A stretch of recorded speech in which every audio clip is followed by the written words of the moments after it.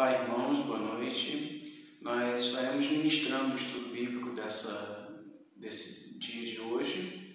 E hoje nós vamos estar falando sobre a segunda vinda de Jesus, ou, como está o título aqui na minha Bíblia, o Dia do Senhor. Nós vamos utilizar para isso o texto de segunda carta de Pedro, o capítulo 3. Eu estarei lendo, os irmãos acompanhem. Segunda epístola de Pedro, capítulo 3. Diz assim: Amados, esta é a segunda carta que vos escrevo. Nas duas cartas procuro despertar o pensamento puro na vossa mente. Quero que vos lembreis das palavras que já vos foram ditas pelos santos profetas e do mandamento do Senhor e Salvador, dado mediante os vossos apóstolos. Sabei primeiro que nos últimos dias virão escarnecedores, andando segundo seus próprios desejos, e dizendo: onde está a promessa de sua vinda? Desde que os pais dormiram, todas as coisas permanecem como desde o princípio da criação. Eles, de propósito, ignoram isto, que pela palavra de Deus, já desde a antiguidade, existiram os céus e a terra, que foi tirado da água e no meio da água subsiste. Por essas coisas também pereceu o mundo de então, coberto pelas águas do dilúvio. Os céus e a terra que existem agora, porém pela mesma palavra, têm sido guardados para o fogo, sendo reservados para o dia do juízo e da perdição dos homens ímpios. Amados, não ignoreis uma coisa, que um dia para o Senhor é como 1000 anos e 1000 anos como um dia. O Senhor não retarda a sua promessa, ainda que alguns a tenham por tardia. Ele é longânimo para convosco, não querendo que ninguém se perca, senão que todos venham a arrepender-se. O dia do Senhor, porém, virá como um ladrão. Os céus passarão com grande estrondo, e os elementos ardendo se desfarão, e a terra e as obras que nela há serão descobertas. Havendo, pois, de perecer todas essas coisas, que pessoas não deveis ser em santidade e piedade, aguardando e desejando ardentemente a vinda do dia de Deus, em que os céus em fogo se dissolverão e os elementos ardendo se fundirão. Nós, porém, segundo a sua promessa, aguardamos novos céus e novas terras. Irmãos, novos céus e nova terra, nos quais habita a justiça. Pelo que, amados, aguardando estas coisas, procurai que dele sejais achados imaculados e irrepreensíveis em paz. Tende por salvação a longanimidade de nosso Senhor, como também o nosso irmão Paulo vos escreveu segundo a sabedoria que lhe foi dada. Em todas as suas cartas ele escreveu da mesma forma, falando acerca destas coisas. Suas cartas contêm pontos difíceis de entender, os quais os indoutos e inconstantes torcem, como fazem também com as outras escrituras, para a sua própria perdição. Vós, portanto, amados, sabendo isto de antemão, guardai-vos de que, pelo engano dos homens perversos, sejais juntamente arrebatados e deixais a vossa firmeza. Antes crescei na graça e no conhecimento de nosso Senhor e Salvador Jesus Cristo. A Ele seja dada a glória, assim agora, como até o dia da eternidade. Amém. Bem, meus queridos irmãos, o texto está falando justamente sobre a volta de Jesus Cristo, que é o próprio Deus. Ele se fez carne, morreu na cruz e ascendeu aos céus, e ele nos deixou a promessa que um dia voltará. e Pedro está justamente falando sobre esse dia que é o dia da volta de Jesus. E ele vai começar o texto da seguinte maneira, versículo 1 e 2.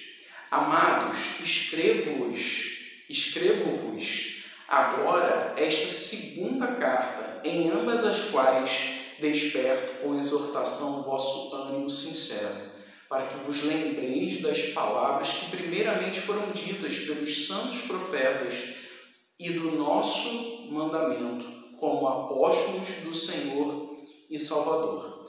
Pedro está dizendo que ele não vai falar nenhuma novidade. Ele mesmo já havia falado sobre a volta de Jesus e também Jesus, na época, já havia falado sobre o seu retorno, sobre a sua volta. Ele previu a sua morte e também previu que iria retornar. E também no Antigo Testamento já era previsto que existiria o dia do Senhor, o dia que Deus iria voltar e iria julgar a terra. Então, também lá no Novo Testamento, os discípulos de Jesus, os apóstolos, falaram, todo o Novo Testamento fala sobre a volta de Jesus Cristo. E então Pedro já estava dizendo que ele não iria falar nenhuma novidade. Quando os irmãos estiverem ouvindo alguém com uma Bíblia na mão, alguém falar sobre o Evangelho, alguém que se diz crente, um mensageiro da palavra de Deus, e esse mensageiro dizer para os irmãos, ou quando ele disser para os irmãos que ele vai falar alguma coisa nova, alguma coisa que não foi revelada na Bíblia, alguma coisa que Deus está revelando para ele ali naquele momento, os irmãos fujam disso, porque qualquer novidade, qualquer coisa que for dita que não estiver na Bíblia, não é digno da nossa atenção e também não é digna de ser tida como algo que vem de Deus, revelado de Deus. Mas na realidade, quando nós pregadores pregamos, nós pregamos algo que já foi dito, algo que já foi revelado, e nós então estudamos a Bíblia, a palavra de Deus, nós entendemos a palavra de Deus e nós colocamos para os irmãos o que já foi dito na Sagrada Escritura. E Pedro, ele estava dizendo exatamente isso, que ele iria trabalhar com um assunto que já foi falado durante todo o restante da Escritura e que ele estaria então lembrando. E esse ponto que ele está lembrando, como eu já falei para os irmãos, é a volta de Jesus Cristo, que é o ponto final da história humana, é algo que nós estamos aguardando, é algo que nós sabemos que nós estamos indo em direção a este acontecimento. Nós cremos e temos fé de que esse será o grande momento das nossas vidas, quando o nosso Senhor e Salvador Jesus Cristo irá retornar. E então Pedro, ele vai falar justamente para aqueles irmãos que a verdade sobre a volta de Jesus Cristo está na palavra de Deus. Saindo dessa palavra, é capaz de ser, ou provavelmente seriam, invencionices, coisas que não existem, que não são reais, não são verdadeiras e que seriam ditas a respeito do retorno de Jesus Cristo. Inclusive a negação da volta de Jesus Cristo. Bem, continuando o texto, ele vai dizer lá no versículo 3 assim: sabendo primeiro isto, que nos últimos dias virão escarnecedores andando segundo as suas próprias concupiscências. Bem, ele está falando sobre os falsos mestres, pessoas que dizem serem pregadores da palavra de Deus, mas que na realidade estão pregando do que é a palavra de Deus. E esses falsos mestres, eles dizem nos últimos dias que Jesus Cristo não iria voltar. Já naquele tempo existia essa alegação, essa afirmação falsa de que Jesus Cristo não voltaria. E lembrando que Pedro já estava nos últimos dias. Assim como Paulo também, quando escreve sobre o retorno de Jesus Cristo, ele está vivendo como se Jesus Cristo fosse voltar naquele período. Na teologia, quando nós estudamos, nós sabemos, pelos manuais teológicos, que os últimos dias são os dias entre a ascensão de Jesus e a volta de Jesus. Mesmo que o retorno de Jesus demore 2000 anos, 2100 anos, 2200, 2300, todos os dias entre a ascensão, a subida aos céus de Jesus, até o dia do retorno do Senhor Jesus, são chamados, na teologia principalmente ortodoxa, de últimos dias. Então, desse intervalo, durante este intervalo, que está sendo negada a volta de Jesus Cristo. Interessante dizer que Pedro ele vai falar ali que essas pessoas estão alegando isso de acordo com as suas concupiscências, ou seja, com o seu próprio desejo, na intenção de fazerem o que querem, de viverem uma vida no pecado, sem precisar dar contas a Deus, ou tendo essa falsa impressão de que eles não teriam que dar contas a Deus. Eles vão então viver de qualquer jeito e vão criar então uma teologia ou uma filosofia em torno dessa libertinagem que eles viviam. Ou seja, eu posso viver de qualquer jeito porque Jesus Cristo não vai voltar, eu não vou passar por um julgamento. Então, o que eles diziam refletia na realidade o que eles estavam pensando e o que eles estavam querendo nos seus corações, que era viver realmente uma vida sem prestar contas a Deus, achando que não haveria um juízo. Versículo 4 diz assim: dizendo, onde está a promessa da sua vinda? Porque desde que os pais dormiram, todas as coisas permanecem como desde o princípio da criação. Então, qual o argumento que eles utilizavam? Desde o início da criação, não houve juízo. Então, já que não houve juízo até agora, não haverá também juízo daqui para frente.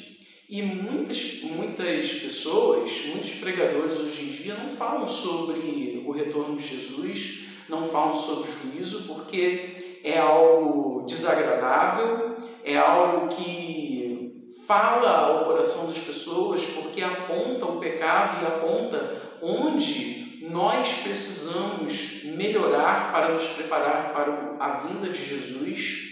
Então, é um assunto que não tem tido muito espaço nas igrejas.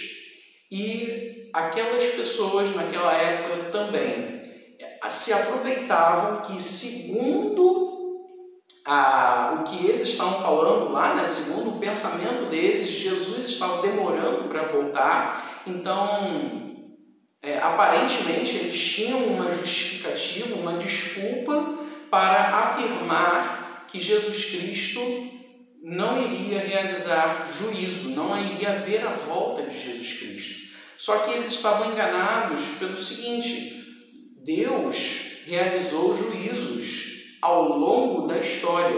Então esse não poderia ser um argumento que eles estariam utilizando. Por exemplo, Sodoma e Gomorra passou por juízo.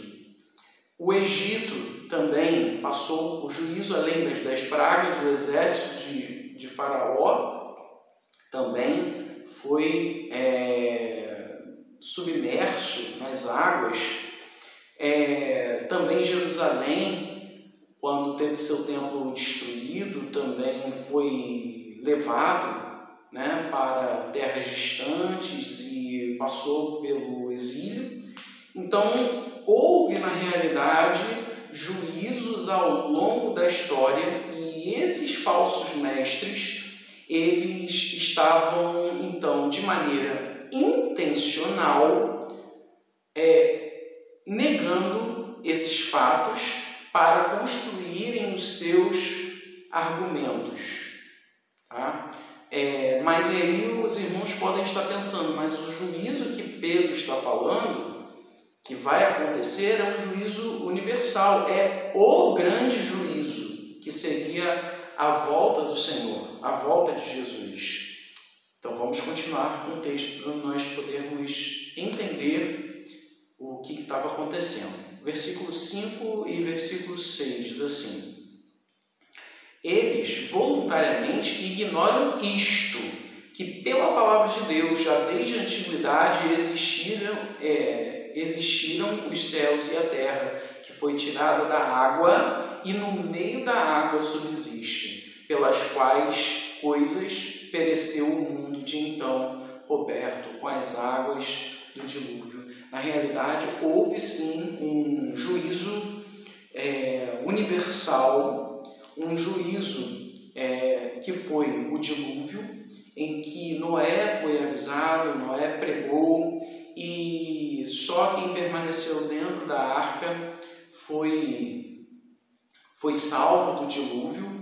E isso é também uma grande representação a respeito do dia do Senhor, no dia que Jesus vai voltar para buscar os seus. Quando nós, inclusive, pregamos sobre a arca de Noé, nós costumamos dizer que Jesus Cristo é a arca em que nós vamos entrar e seremos salvos do dia do juízo final. Então nós, quando falamos sobre o dilúvio, para ilustrar o Novo Testamento, para demonstrar que aquilo ali foi uma espécie de um ensaio do que iria acontecer, ou do que ainda vai acontecer, que é o dia do juízo final, nós então utilizamos justamente a arca para dizer. E Pedro está dizendo que então que eles vão distorcer a realidade de maneira voluntária. Eles sabem que estão mentindo e eles fazem isso como uma forma de torcer a realidade, uma forma de tentar enganar, criar ali um engano intelectual para tentar dizer ali o que eles querem e trazer as pessoas para aquela mentira deles, convencer as pessoas daquela mentira deles. Da mesma maneira, muitos pregadores hoje têm utilizado a palavra de Deus para tentar convencer as pessoas de mentiras. De maneira intencional, eles estudaram a Bíblia, eles sabem do que estão falando, mas eles tentam distorcer os textos da palavra de Deus para tentar se enquadrar no que eles querem viver para si. Nós conhecemos igrejas que vivem mentiras e que utilizam textos da Bíblia para dizer o que a Bíblia não diz. Para dizer, por exemplo, que Davi tinha lá uma relação com um outro homem, e diz também que Jesus também tinha relação com homens. Isso tudo eles vão distorcer a Bíblia Bíblia e dizer o que a Bíblia não diz, esquecendo de que a Bíblia ela diz justamente o contrário em outros textos da Bíblia. E esses outros textos, eles fingem que não existem. E os textos em que eles conseguem distorcer, eles trazem então à tona, só que falando da maneira que os agrada para tentar passar uma verdade que se enquadre dentro do desejo do coração deles. Bem, versículo 7 diz assim: mas os céus e a terra que agora existem, pela mesma palavra se reservam como tesouro e se guardam para o fogo até o dia do juízo e da perdição dos homens ímpios.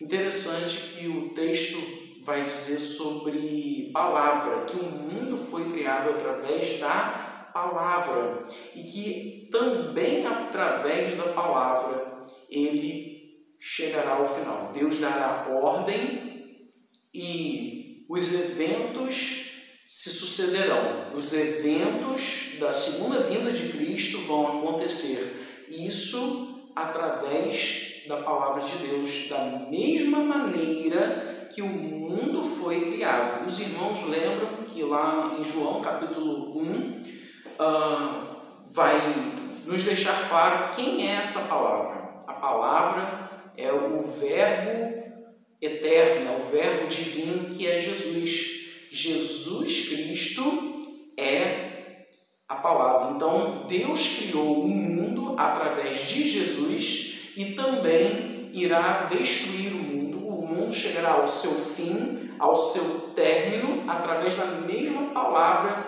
que foi criado, que é Jesus Cristo.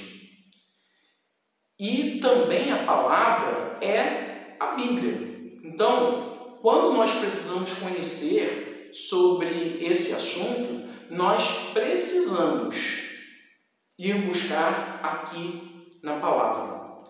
As falsas revelações que existem hoje em dia, elas não darão conta do juízo final. Você não conseguirá saber quando e como acontecerá o juízo final através das falsas revelações que ocorrem por aí. Você precisa, se quiser conhecer sobre a volta de Jesus Cristo, você precisa buscar na Bíblia. E esse texto é um ótimo texto para nós sabermos a respeito disso. Versículo 8. Mas, amados, não ignoreis uma coisa, que um dia para o Senhor é como 1000 anos e 1000 anos como um dia. Ou seja, nós precisamos entender que Deus, ele não está demorando.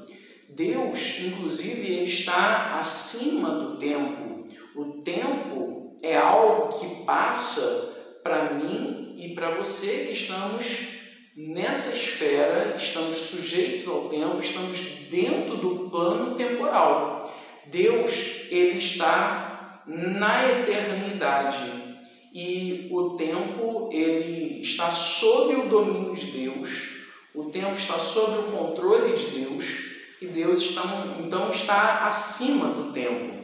Isso que nós estamos passando, que nós temos essa impressão de que está saindo de um momento e indo para o outro, Deus está acima, observando tanto o passado, quanto o presente, quanto o futuro. E Ele está acima disso, vendo tudo o que está acontecendo e tem o controle sobre tudo. Então, como Deus está acima, todo esse período para Deus, Ele consegue enxergar como se fosse um dia, 1000 anos como se fosse um dia. Assim como um dia, ele também consegue enxergar nos seus detalhes como se fosse um ano. Então, nós precisamos entender que, embora para nós pareça que Deus está demorando, Deus está, como sempre, no momento certo, que é o momento dele. E ele está, inclusive, acima do tempo. Então, nós precisamos entender isso e não cair nesse falso argumento de que Deus está demorando, porque isso não é verdade. Isso é uma impressão humana que é utilizado como argumento para desacreditar a Bíblia.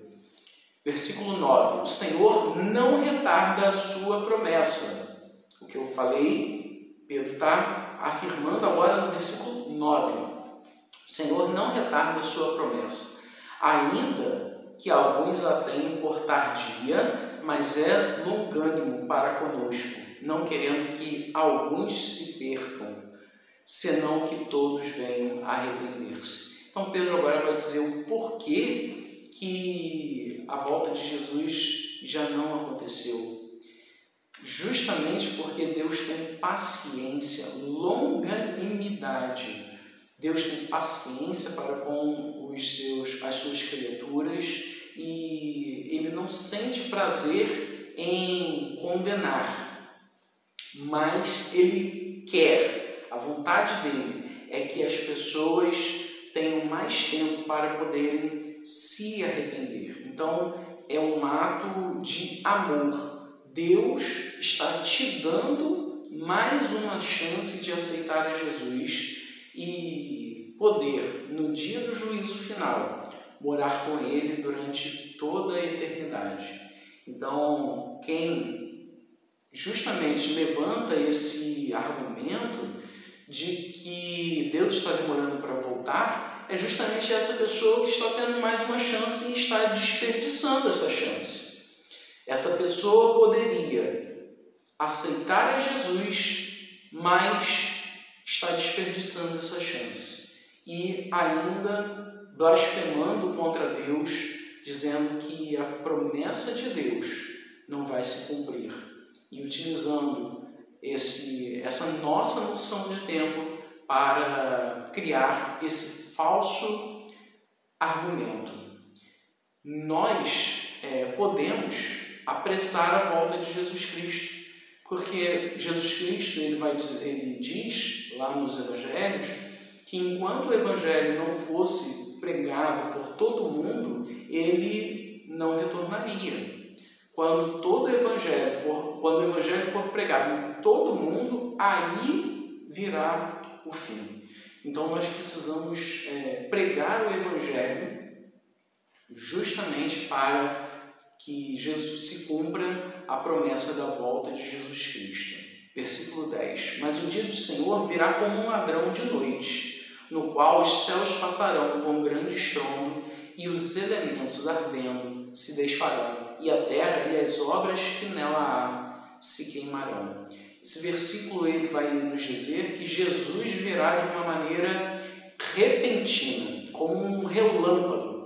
O relâmpago ele traça a sua rota no céu tão rapidamente, a Bíblia vai dizer, como um relâmpago que sai do Oriente e vai para o Ocidente. A Bíblia vai dizer que será assim a vinda do Filho do Homem, ou seja, será algo muito rápido, muito repentino, de uma maneira assim, de repente mesmo. Você não terá a chance de ver acontecendo e mudar a sua decisão. Por isso que nós precisamos nos decidir agora. Antes da volta de Jesus, nós precisamos tomar uma decisão ao lado de Jesus, porque a Bíblia nos diz que após a morte virá o quê? O juízo. Ou seja, nós não teremos, após a morte ou após o dia do juízo final, nós não teremos chance. Então, vai acontecer de uma maneira tão de repente que quem não aceitou a Jesus não terá mais chance, não terá esse último momento para mudar de opinião, de ver e se desesperar e dizer: Jesus Cristo está voltando, vou então aceitar a Jesus. Realmente os crentes estavam certos quando diziam que Deus existe e que voltaria para julgar a terra. Não haverá essa chance, vai acontecer de uma maneira muito de repente. E outra coisa também, crente, você que é crente, você estará nesse dia fazendo o que você faz todos os dias da sua vida. Porque será um dia em que não se pode prever, um dia como o dia de hoje. Inclusive, Jesus Cristo pode voltar hoje, enquanto eu estou gravando esse estudo, ou enquanto esse estudo está sendo exibido. Então, Jesus Cristo voltará quando você estiver fazendo as coisas que você faz todos os dias. Se você é uma pessoa que não busca Deus, que vive uma vida de pecado, que briga com os vizinhos, que fala mal das pessoas, Jesus Cristo vai voltar num dia em que você vai estar fazendo isto. E Ele vai encontrar você fazendo isto. Se você é aquele crente que tem uma relação com Deus, uma relação bastante próxima com Deus, você busca Deus, você ora, você lê a Bíblia, você também fala de Deus com as pessoas, você evangeliza, você faz as coisas que os crentes deveriam fazer, você executa as boas obras, Deus irá voltar e irá encontrar você realizando essas boas obras. Então, será um dia inesperado, será um dia que será surpresa para as pessoas, será rápido, né, como eu já disse, e também diz aí no texto que os elementos se desfarão. Nesse versículo 10 diz que os elementos se desfarão. Então, se você tem amor pelos bens materiais, saiba que você não vai levar nada disso. Saiba que esses bens materiais, junto com tudo que é material, vai se desfazer, vai virar pó. Você não vai levar nada disso para o céu. Versículo 11 e 12. Havendo, pois, de perecer todas estas coisas, que pessoas vos convém ser em santo trato e piedade, aguardando e apresentando para a vinda do dia de Deus, em que os céus em fogo se desfarão, os elementos ardendo se fundirão. Então, nós sabemos que Jesus Cristo vai voltar. No que nós estamos investindo? Nós estamos investindo em coisas materiais ou nós estamos investindo em coisas espirituais? Meu irmão, esse é o tempo de você buscar a santidade com Deus.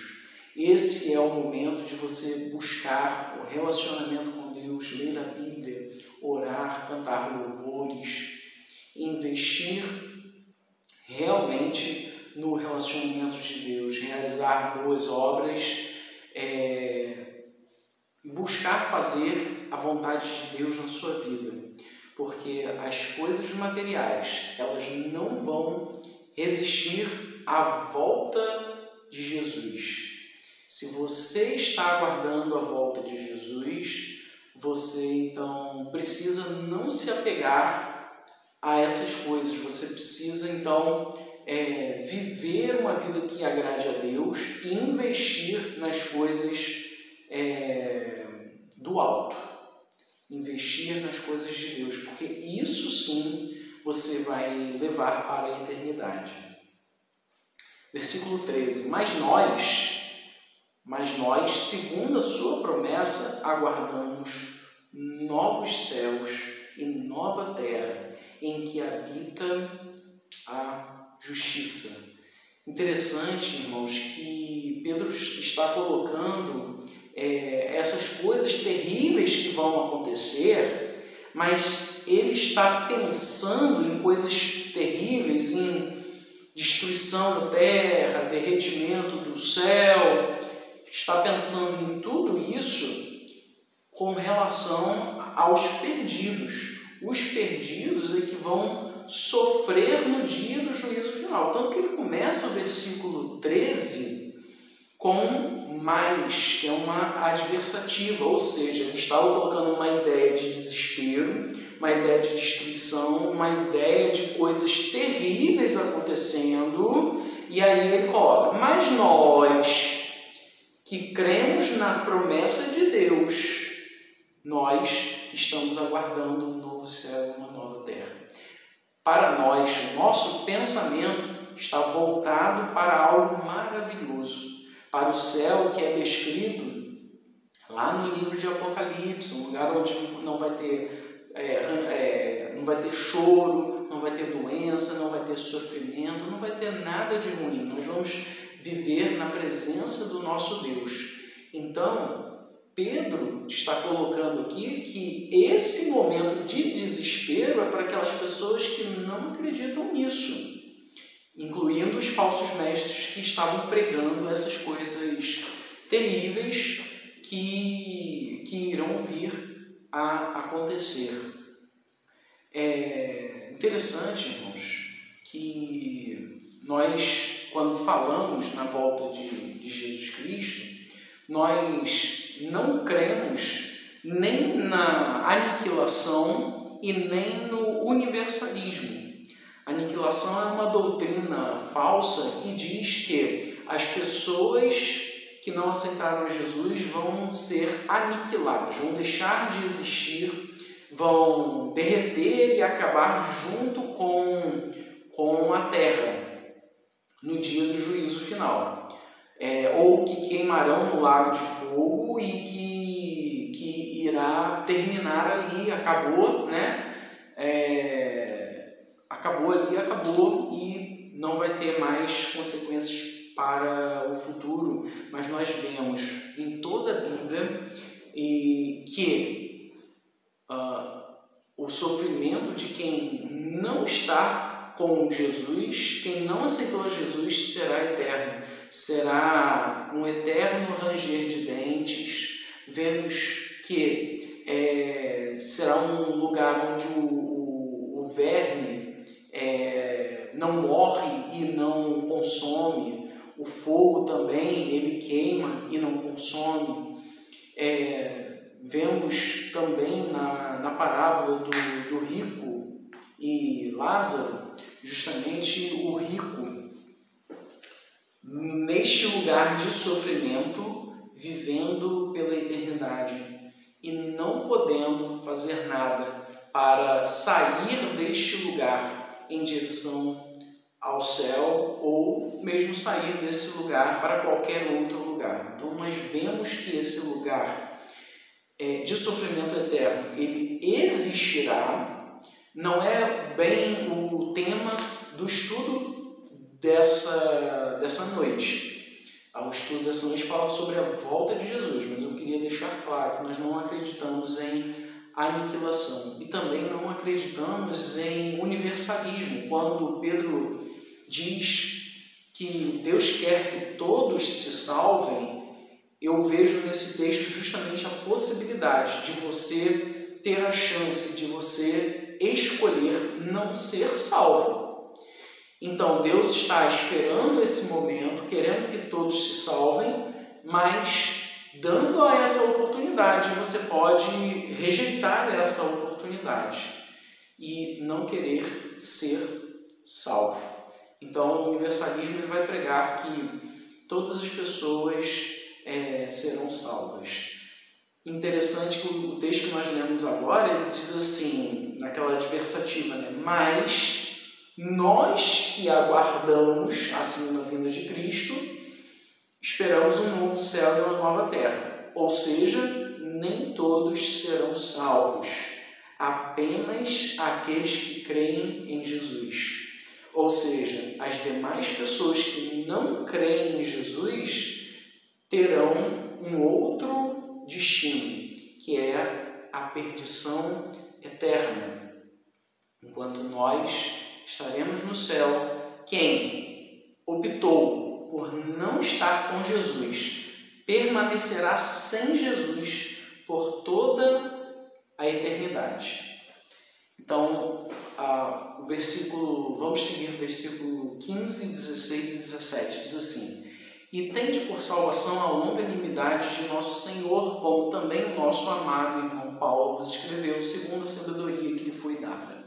Falando disto, como em todas as suas epístolas, entre as quais há pontos difíceis de entender, que os indoutos e inconstantes torcem, e igualmente as outras escrituras, para a sua própria perdição. Vós, portanto, amados, sabendo isto de antemão, guardai-vos de que, pelo engano dos homens abomináveis, sejais juntamente arrebatados e descaiais da vossa firmeza. Então, Pedro está nos lembrando que Paulo fala claramente sobre a volta de Jesus Cristo, embora Pedro tenha uma dificuldade muito grande em entender os escritos de Paulo, mas que ele crê nos escritos de Paulo como sendo inspirados como as demais escrituras. Isso foi lido no texto que eu acabei de ler. Então, ele acredita que os textos de Paulo fazem parte da Bíblia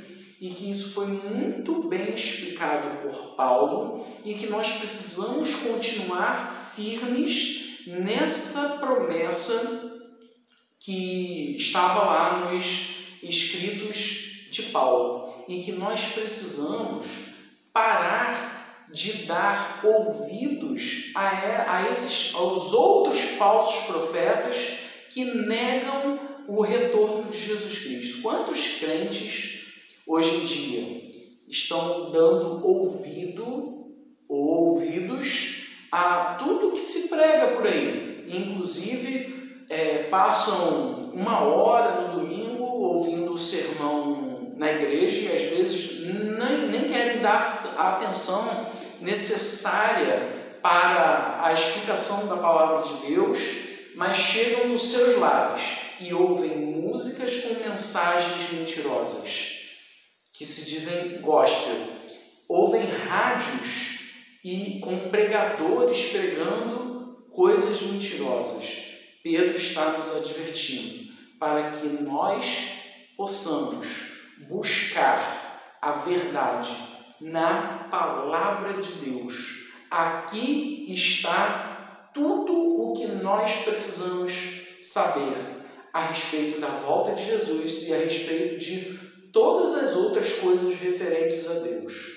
Então nós precisamos buscar na palavra de Deus e não em falsos pregadores da palavra de Deus.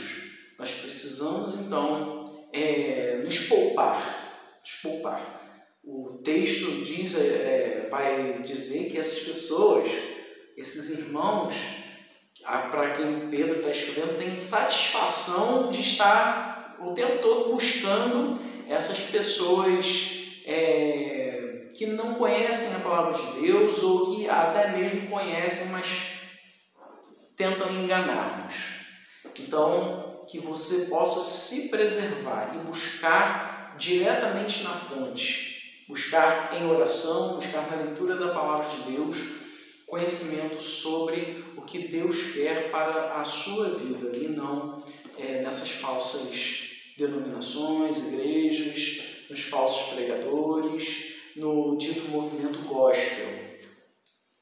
Versículo 18 diz assim: Antes crescei na graça e conhecimento de nosso Senhor e Salvador Jesus Cristo.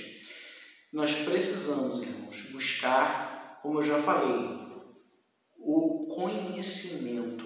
E o conhecimento, ele é o conhecimento da palavra de Deus.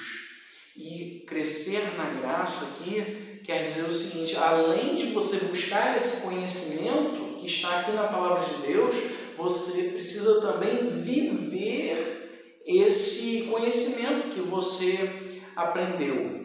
Aquelas pessoas tinham que estavam pregando contra a volta de Jesus Cristo, dizendo que isso era mentira, elas estavam pregando de maneira equivocada, porque a sua vivência, o seu viver diário era no pecado, era buscando o pecado, era buscando fazer as coisas que desagradavam a Deus. Então, o que eles pensavam, o que eles pregavam e falavam, tinha que andar o quê? Juntinho, junto com as suas práticas. Então, a sua teoria era feita para justificar as suas práticas pecaminosas. E nós, pelo contrário, nós precisamos conhecer da palavra de Deus para que a nossa vida reflita o que nós aprendemos aqui na palavra de Deus. Para que a nossa vida diária seja a prática disso que nós já aprendemos na palavra de Deus.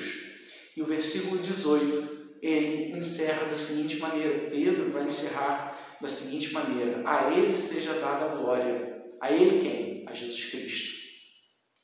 Assim agora, como no dia da eternidade. Amém. Então, Pedro vai terminar esse texto exaltando a pessoa de Jesus Cristo, porque por Jesus Cristo é que nós vamos poder entrar na eternidade. É por Jesus Cristo que nós somos salvos da perdição eterna. É por Jesus Cristo que nós teremos direito a sermos chamados de benditos de meu Pai. É por Jesus Cristo que nós entraremos na eternidade com Deus. É por Jesus Cristo que nós somos perdoados dos nossos pecados. É por Ele que nós somos convidados a viver essa vida de santidade que eu falei e que nós precisamos ter para estarmos preparados para o dia da sua volta. É por Jesus Cristo que nós seremos julgados e é por Jesus Cristo que nós seremos também defendidos. Ele é o nosso advogado. Então, a Jesus Cristo seja dada o louvor, a honra, a glória para sempre. Amém. Deus abençoe os irmãos. Se preparem para a volta de Jesus. Amém.